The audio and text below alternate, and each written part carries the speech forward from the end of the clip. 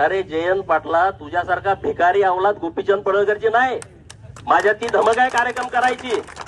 तुझ्यासारखी ती अवलाद नाही. तू राजाराम पाटलानं काढलेली अवलाद मला अजिबात वाटत नाही. काहीतरी गडबड असणार आहे. मी भ्रष्टाचारामध्ये नसतो. मी याच्यावर काय झालं, पवारांनी काय केलंय? पवारांनी मुख्यमंत्र्यांना फोन केलाय, हे वक्तव्य शोभनीय नाही.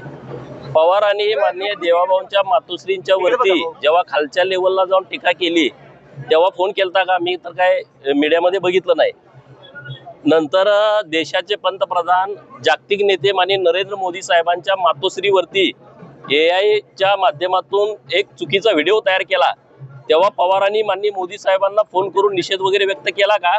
हे जरा मला कुठं मीडियात असलं तर दाखवा, मग मी या विषयावरती नंतर बोलतो. उद्या आपल्या वक्तव्याचा राज्यभर निषेध होत आहे. चला उद्या मी बोलेन या विषयावर नंतर. मागणी करायला कुणाची